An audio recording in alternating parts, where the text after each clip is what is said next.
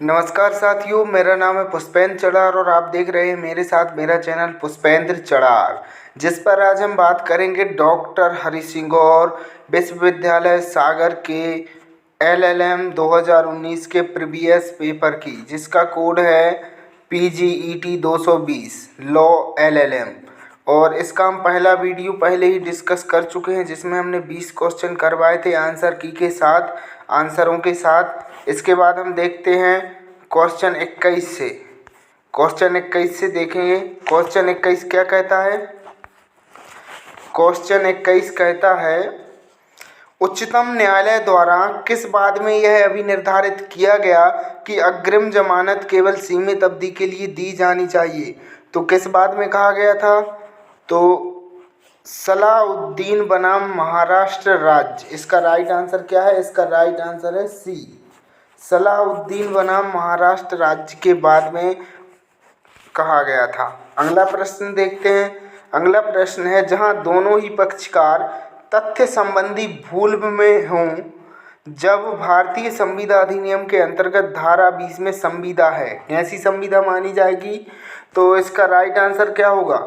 शून्य करणीय, शून्य, वैध, अवैध। तो इसका राइट आंसर होगा शून्य। धारा 20 के अंतर्गत ऐसी संविदा शून्य मानी जाती है। अगला प्रश्न देखते हैं। हिंदू विवाह अधिनियम की धारा 13, हिंदू विवाह अधिनियम की धारा 13 के अंतर्गत कौन सा विवाह विच्छेद का आधार नहीं है? क्रूरता, जारता, परित्याग, विवाह का असुधार्य विखंडन। तो इसका राइट आंसर क्या होगा? इसका राइट आंसर होगा डी, विवाह का असुधार्य विखंडन। और मैं इस क्वेश्चन पेपर को केवल हिंदी में करवा रहा हूँ, इंग्लिश और हिंदी दोनों में अवेलेबल है, दोनों लैंग्वेज में है, तो इंग्लिश वाले इंग्लिश में देख सकते हैं क्वेश्चन। अगला प्रश्न देखते हैं। मानव अधिकारों के उल्लंघन का सबसे गंभीर उदाहरण देश में आम जनता में निरंतर बढ़ रही गरीबी है, यह किसने कहा है? किसने कहा है? न्यायाधीश AS आनंद ने, न्यायाधीश N वेंकटाचलैया, न्यायाधीश PN भगवती, उपरोक्त में से कोई नहीं। इसका राइट आंसर क्या होगा? इसका राइट आंसर होगा न्यायाधीश PN भगवती। अगला प्रश्न देखते हैं। अगला प्रश्न है, प्रशासनिक विधि प्रशासनिक संस्थाओं की शक्तियों तथा प्रक्रियाओं, खासतौर पर प्रशासनिक कार्यों की न्यायिक समीक्षा संबंधी विधि है। प्रशासनिक विधि की यह परिभाषा निम्नलिखित में से किसने दी? तो इसका राइट आंसर क्या होगा? Ivor Jennings, Garner, KC Davis, Wade. तो इसका राइट आंसर क्या होगा? इसका राइट आंसर होगा सी, KC डेविस। KC डेविस ने परिभाषा दी है। अगला प्रश्न देखते हैं। अनुच्छेद 19 में प्रत्याभूत स्वतंत्रताओं की संख्या है 7, 5, 6, 9। तो इसका राइट आंसर क्या होगा? इसका राइट आंसर होगा 6। 6 स्वतंत्रताओं के बारे में बताया गया है। पहले 7 थी, लेकिन संपत्ति के अधिकार को हटा दिया गया तो 6 रह गई। अगला प्रश्न देखते हैं। भारतीय संविधान के किस अनुच्छेद के तहत पर्यावरण संरक्षण अधिनियम अधिनियमित किया गया? 253, 254, 255, 258। तो इसका राइट आंसर क्या होगा? 253। अगला प्रश्न देखते हैं। अगला प्रश्न है, एक दंडाधिकारी धारा 159 के अंतर्गत पुलिस को निर्देशित कर सकता है अन्वेषण करने के लिए, कार्रवाई को रोक देना, अन्वेषण रोकने के लिए। तो इसका राइट आंसर क्या होगा? इसका राइट आंसर है ए, अन्वेषण करने के लिए, टू होल्ड इन्वेस्टिगेशन। अगला प्रश्न देखते हैं। A contract of life insurance is a, जीवन बीमा एक जीवन बीमा की संविदा है एक समाश्रित संविदा, बाजी की संविदा, क्षतिपूर्ति की संविदा, प्रत्याभूति की संविदा। तो इसका राइट आंसर क्या होगा? इसका राइट आंसर होगा ए, जीवन बीमा एक समाश्रित संविदा है। अगला प्रश्न देखते हैं। Which of the following is the regulator of insurance sector in India? Bharat में बीमा के क्षेत्र में कौन नियामक है? RBI, AMFI, IRDA, SEBI। तो इसका राइट आंसर क्या होगा? इसका राइट आंसर होगा IRDA। इसका गठन 1999 में किया गया था। अगला प्रश्न देखते हैं। एक व्यक्ति जो वारंट के निष्पादन से बच रहा हो उसको दंड प्रक्रिया संहिता की किस धारा के अंतर्गत उद्घोषित अपराधी घोषित किया जा सकता है? 81, 83, 82, 84। तो इसका राइट आंसर क्या होगा? इसका राइट आंसर होगा 82, बी। धारा 82 के अंतर्गत उसे उद्घोषित अपराधी घोषित किया जा सकता है। अगला प्रश्न देखते हैं।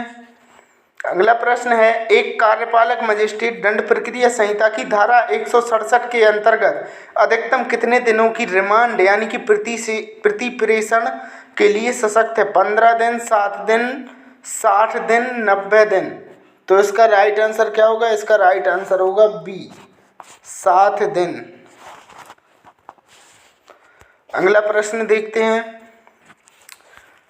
दंड प्रक्रिया संहिता की धारा 320 के अंतर्गत अपराध का समन न्यायालय से अनुमति प्राप्त करने के पश्चात ही किया जा सकता है, परिवादी के द्वारा किया जा सकता है, का परिणाम अभियुक्त की दोष मुक्ति नहीं हो सकता, उपरोक्त में से कोई नहीं। तो इसका राइट आंसर क्या होगा? इसका राइट आंसर होगा डी, उपरोक्त में से कोई नहीं। अगला प्रश्न देखते हैं। कंपनी के प्रथम निदेशक की नियुक्ति कौन करता है? कंपनी के प्रथम निदेशक की नियुक्ति कौन करता है? Who appoint the first director of a company? साधारण सभा में अंशधारी यानी कि share holders in a general meeting, the register of companies, the article of association, प्रवर्तक यानी कि प्रमोटर्स। तो इसका राइट आंसर क्या होगा? इसका राइट आंसर होगा डी, प्रवर्तक यानी कि प्रमोटर्स। अगला प्रश्न देखते हैं। अगला प्रश्न है, एंटन पिलर आदेश किस बौद्धिक संपदा अधिकार के उल्लंघन में एक उपचार के रूप में उपलब्ध है? एंटन पिलर, पेटेंट, व्यापार चिन्ह, प्रतिलिपि अधिकार, भौगोलिक उपदर्शन संकेत, जियोग्राफिकल इंडिकेशन। तो इसका राइट आंसर क्या होगा? इसका राइट आंसर होगा सी, प्रतिलिपि अधिकार, कॉपीराइट, एंटन पिलर ऑर्डर। खाली स्थान का उद्देश्य उत्पाद के उद्गम की पहचान बनाना है।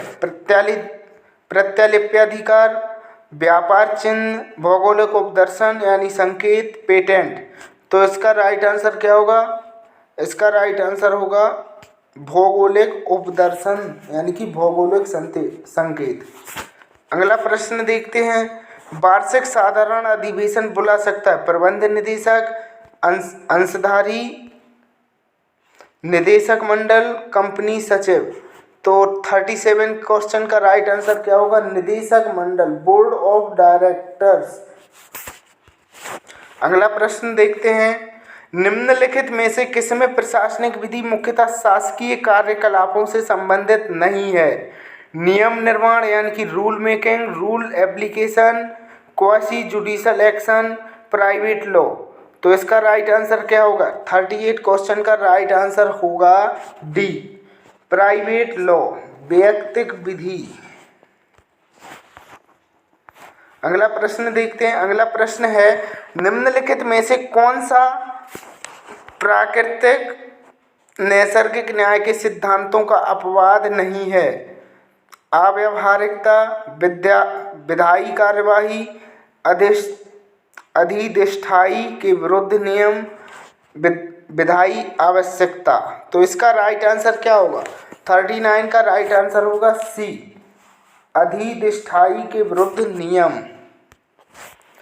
अगला प्रश्न देखते हैं। व्यवहार प्रक्रिया संहिता यानी कि सिविल प्रक्रिया संहिता की धारा 80 के अंतर्गत खाली स्थान की लिखित सूचना सरकार शासन के विरुद्ध वाद संस्थित किए जाने के पूर्व परिदत्त को की जानी होती है। तो कितने दिन के अंतर्गत? 2 मास, 90 दिवस, 60 दिवस, उपरोक्त में से कोई नहीं। तो इसका आंसर क्या होगा? 2 मंथ, 60 डे। अगला प्रश्न देखते हैं। अगला प्रश्न है, सभी भारतीय राज्यों की लोकायुक्त संस्था के कार्यकलापों के संबंध में निम्नलिखित में से क्या सही है? स्वतंत्र जांच के अधिकरण उपलब्ध कराया जाता है, उन्हें संवैधानिक दर्जा नहीं दिया गया है, उन्हें अभियोजन और अंतिम दंड देने की शक्ति निहित है, उनके निर्णय अंतिम है ना कि संस्तुत प्रकृति के हैं। तो 41 क्वेश्चन का राइट आंसर क्या होगा? उन्हें संवैधानिक दर्जा नहीं दिया गया है। अगला प्रश्न देखते हैं, भारतीय विधि के अनुसार पेटेंट की काल अवधि कितनी है? तो पेटेंट की काल अवधि कितनी है? 20 साल। पेटेंट की काल अवधि है 20 साल। अगला प्रश्न देखते हैं, पेटेंट शब्द का उद्भव खालिस्तान भाषा से हुआ है। तो पेटेंट शब्द है उसका ओरिजिन किस भाषा से हुआ है? तो इसका राइट आंसर क्या होगा? इसका राइट आंसर होगा डी, लैटिन भाषा से पेटेंट शब्द का ओरिजिन हुआ है। अगला प्रश्न देखते हैं, बेईमानी की परिभाषा के दो तथ्यों हैं और किसी एक तथ्य के अस्तित्व को निर्धारण करना पर्याप्त है। उच्चतम न्यायालय ने यह किस बाद में कहा था? तुलसीराम बनाम उत्तर Pradesh, Hari Sahab versus state of Bihar, Gurudatt Mal versus state of UP and state of Bihar versus Nathu Pande. तो इसका राइट आंसर क्या होगा? तो 44 का राइट आंसर होगा ए, तुलसीराम बनाम यूपी। अगला प्रश्न देखते हैं, आईपीसी की निम्नलिखित प्रावधानों में भिन्न का चयन कीजिए। इनमें से भिन्न कौन होगा? तो 149, 141, 34, धारा 147। तो इसका राइट आंसर क्या होगा? इसका राइट आंसर होगा सी, धारा 34।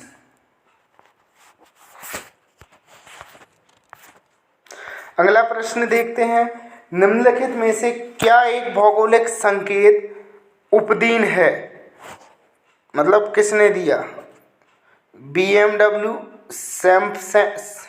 Champagne, Hogwarts, play station. मतलब कि कौन सा एक भौगोलिक संकेत है? तो इसका राइट आंसर क्या होगा? 46 क्वेश्चन का राइट आंसर होगा बी, शैम्पेन। शैम्पेन एक भौगोलिक उपदर्शन है, यानी कि जियोग्राफिकल इंडिकेशन है।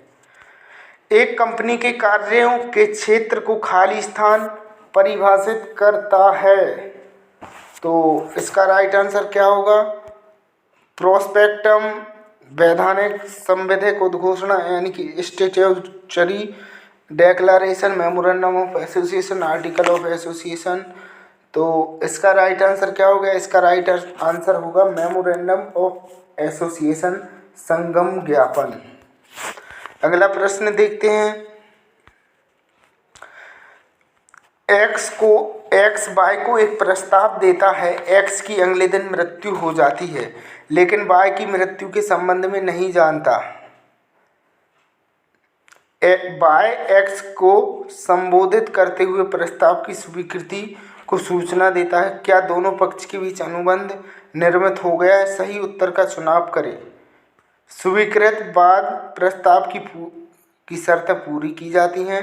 मृत्यु की जानकारी से अनभिज्ञता अनुबंध को अमान्य नहीं करता। विचारों का मिलन नहीं होने से यह अनुबंध परिवर्तित नहीं हो पाएगा। प्रस्तावक की मृत्यु इसे अमान्य बना देगी।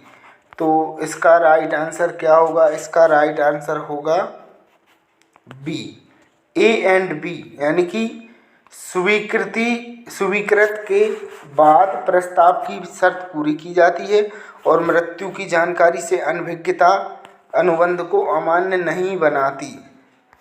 अगला प्रश्न देखते हैं।